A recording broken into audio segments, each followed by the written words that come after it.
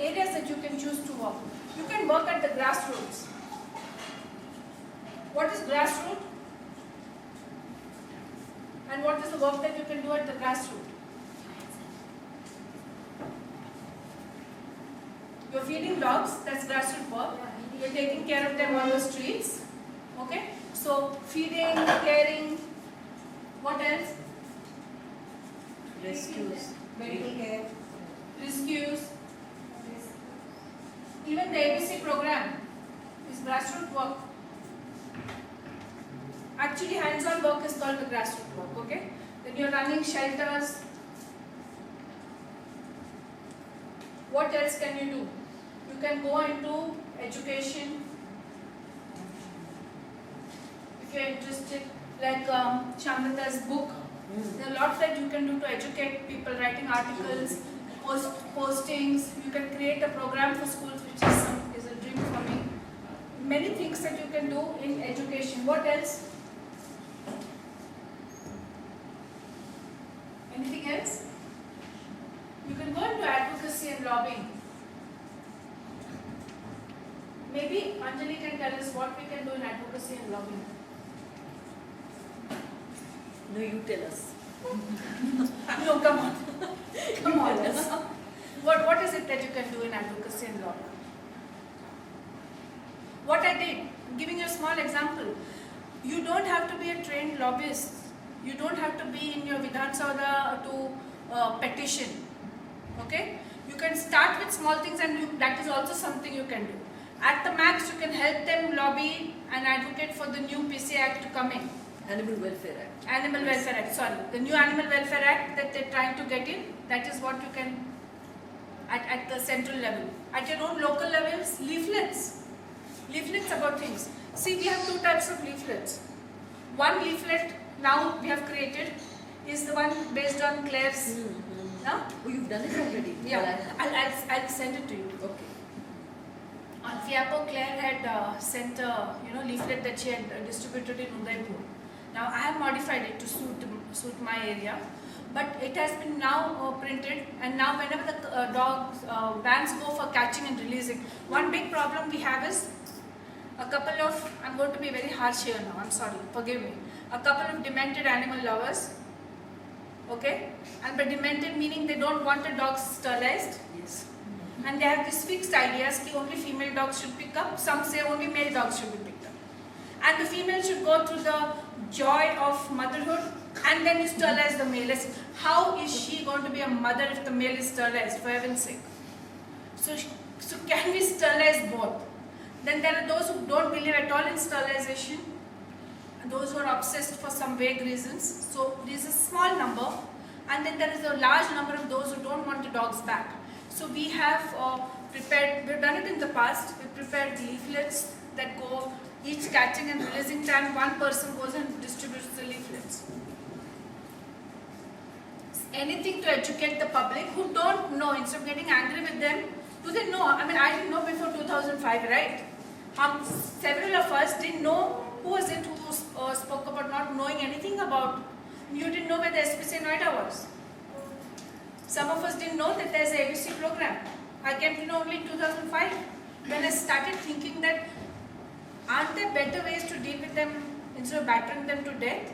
And that question that I asked myself was what sent me in the search for what is, and the ABC program came in my hands, which I used through the RTI to get it started. Yeah, so when you look at advocacy and lobbying, you do it at this level, distributing leaflets. I have sent a letter to each and every corporator. There are 99 corporators in our city.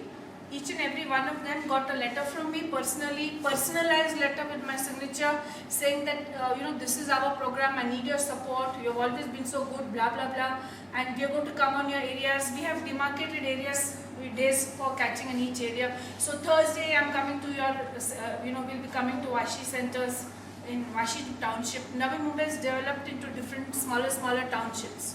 So this kind of letters have gone in, okay. We have gone to the mayor and met him and told him about the program.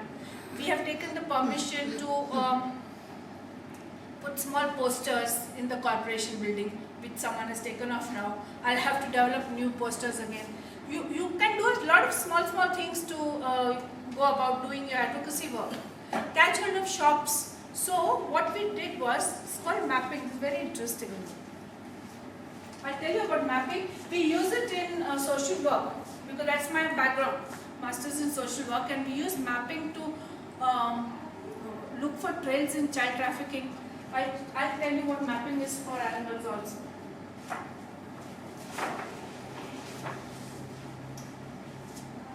So when you suppose this is my city. I'm just drawing a outline map. Suppose this is my city, and these are all the various nodes. So my first map is of this. Second map is each node, 2, 3, and 4. Okay, this is the first node.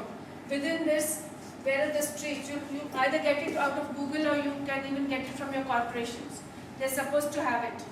You can send the RTI to your estate department and get the maps. And then once you get it, we look out street-wise, sector-wise. Look for people who are your informers. And these people help. Mostly these are shopkeepers or people who are steady in that place. Don't look for people on the move. So it could be a shopkeeper or it could be a hawker somewhere. So mapping is something interesting that we know certain areas have, we have completely mapped. Okay, there are 10 streets, we have one person per street, I've mapped this area. Now let's go to another area where you can do the mapping. These could be your ground informers who can help you, who will also do the lobbying for you whenever needed. If there is a problem in the area, they can distribute the leaflets for you. They won't be much help to you as donors, they will never donate. They will never come to catch a dog. They will never come to the police station with you. So as an activist, you need to know the psychology of humans for one more reason. There are different people who are there to help you for different things. Yeah? If I need to catch a particular dog in an area who's uncatchable, I'm not going to go to Anjali and ask her for help. But when I need to send a real stinker to someone, and it has to have the legal element also thrown in for good measure, then I need her help definitely. Get it? So identify your second bit of activism is to identify who can help you for what reasons. One mistake we make is to be very bitter when people don't come out in hordes to help you. This again your understanding of psychology as to why they can't come out in hordes to help you. What is the Indian psyche? Where are the power structures? Okay? What is an Indian family? What is the patriarchy in that family that will not allow a woman to come out to help you unless she is an emancipated woman like you and me? So great number of those feeders are, women who are part of the system, very much part of the system, very much subjugated, very much dependent on the men in the family. Now if you expect her to come out with you to the police station, if you expect her to tell the corporator, no, you can't pick up on my dogs, if you expect her to fight with the housing society for the stray dog, it's not going to happen because she's not part of your world, she's from the old world. So then look for the right people. Don't waste your energies going after people who are not ever going to be able to do what you want them. Right? Again, understanding the system and how it works is what you need to do here. So the lawyers are there to help you. You have the police, even within the police, which tell me who are the police who are more sensitive. Policing has several branches. I'm sharing with my experience, and you all please correct me if I'm wrong. You know police force. The really low level and the really high level are sensitive. The ones in between are the worst. Okay. Now, alright. You also know that there are branches. You have the crime, you have the traffic, you have the social services branch. Have I left out any? No. Okay. So which of these three are the most sensitive? Yeah? Trafficking. Yes. Trafficking. Yes, the traffic police. And on a thought one day, I spoke to all our volunteers in Mumbai, and all of them have told me that they have got cooperation from the traffic police. You talking about traffic police? I thought anti-trafficking. No, traffic police. Traffic police. Sorry. Why the traffic police, do you think? Why do you think the traffic police? This is an interesting thing. Why do you think? They are the ones that are on the street. They're on the street. They're seeing the pain on a daily basis. You think they have no sensibilities? They do. They do. It's the traffic police who have helped me the most, really. Why is it that the crime branch is the least sensitive? They're desensitized. Look at the kind of abuse I've shown you. If you come to a police station and look at the kind of women and under what conditions they come with broken teeth and broken heads and God knows what kind of abuse they go, you know that. You know what kind of world we live in. I mean, after dealing with women and then not blinking an eyelid when you see the nth woman coming in, you don't expect him to cry tears for your dog. I am not saying that the dog is less than human. I'm just trying to share my understanding of psychology with you. So then we don't break our heads on them. Look at the traffic police and see if you can make friends with them. I've got 2 constables who are great friends. They'll come anytime I know, I just have to call them. Okay. Naina, just Yeah. here I would just like to add. So let's go back to our, just a minute, no? Just go to the third ordinance. And I'll tell you what we could and couldn't do. Yeah, I'll tell you, I stopped feeling disillusioned, I stopped feeling frustrated. The day I realized that, they are that way only because there's no one else for those animals. And when you see an animal die, you're completely helpless. See, if you see a child, all these children whom you have seen were all hidden. If such a child is outside on the street, there will be at least 10 people who go out of their way to help. If there is a dog that dying, they will not look, even if you scream blue murder there. So that is the kind of frustration that a volunteer has, which is, Yeah, exactly. But for us, the facilities are too few. The situation is the enormous. demands that volunteers make. Which is actually big. Of course, they have to be built. I'll just go through quickly as to what activism has been actually done in many of these cases. Obviously, I told you this dog has died, and I'm not looking at the child part anymore. Okay, that was just to show you. He died, but I identified which, the quarry in which he was found. How did a dog reach that quarry? Because quarrying areas are supposed to be cordoned off. It's not meant for the public to come. So I went around identifying, talking to the watchmen. Then one of them did say that it was one of the partners whose car, but the partner said that no, it wasn't my car, partner of the quarry. So we went and did a NC at the police station. Okay.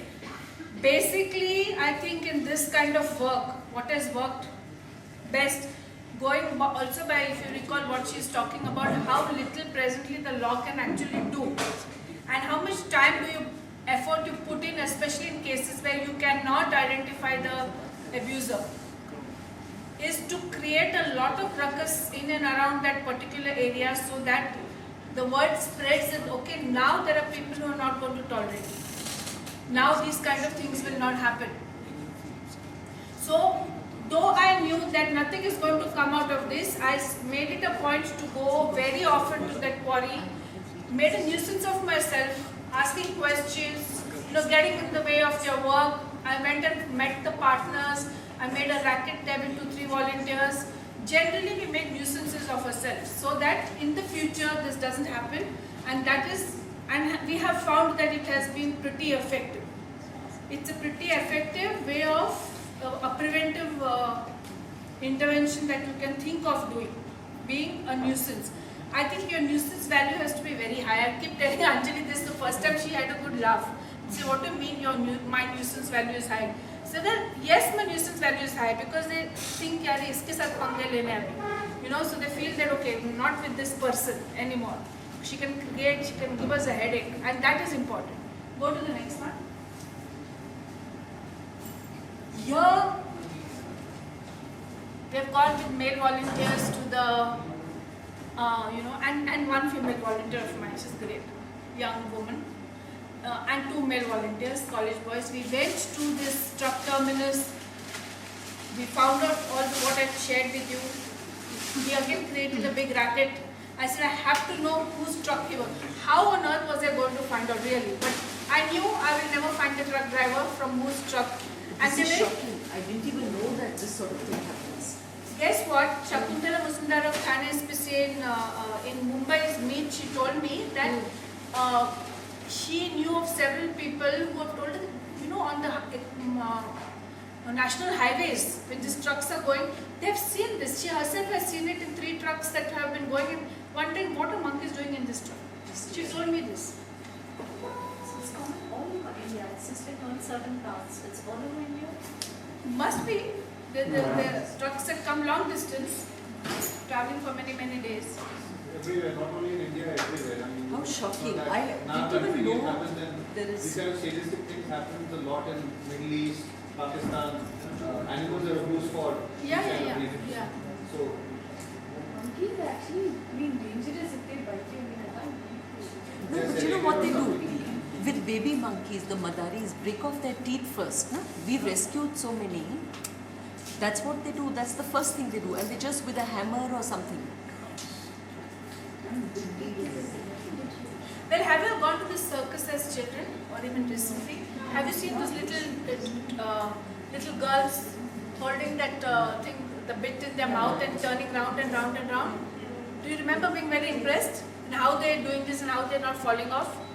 I'll tell you why they're not falling off. Because their teeth are sharpened into needle points. When they are picked up from Kerala or Nepal. Now Kerala has gone down in this. But Nepal still has been sending. We have managed to get a law that bans children in circuses in India. I have to send you that. That's what they have been doing. So it's again matching, no? Yeah, they buy them for 5,000, 6,000 from their parents in Nepal for a period of 10 years. And this what the first thing they do is, okay, that's an aside. So what happened to her? She was burnt, so she died.